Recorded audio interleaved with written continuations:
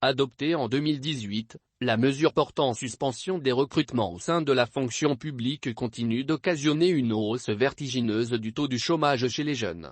En effet, si le gouvernement s'auto-satisfait de la régularisation des situations administratives des agents en service depuis plusieurs années, il n'en demeure pas moins que des centaines de jeunes diplômés issus des universités et écoles supérieures au Gabon et à l'étranger semblent voués à conjuguer avec le chômage.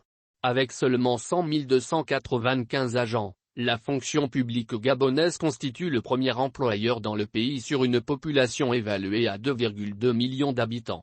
Dans le secteur privé, la situation n'est pas de plus reluisante avec une vague de mise en chômage technique qui serait liée à la crise sanitaire Covid-19.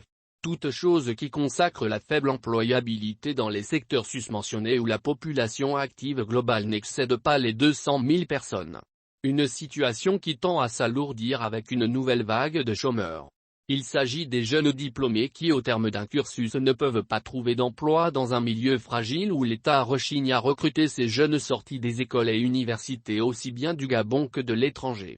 Ainsi, lotis de nombreux diplômes, bon nombre de compatriotes vivent des heures sombres avec une crise conjoncturelle exacerbée par la pandémie de Covid-19, la jeunesse gabonaise, désabusée par le fait de n'entrevoir aucune porte de sortie, semble s'être résolue à se déployer dans l'entrepreneuriat. Des personnes ayant un master ou une licence sont contraintes de se reconvertir en transporteurs urbains, gérants de bars ou encore serveuses dans des structures.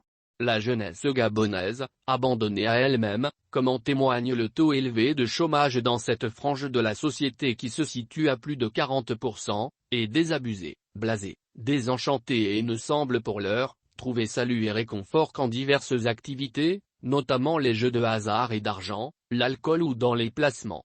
Jusqu'à quand? Nul ne peut le dire. Néanmoins, cette question est intimement liée à l'absence de conditions réelles d'accès au monde du travail.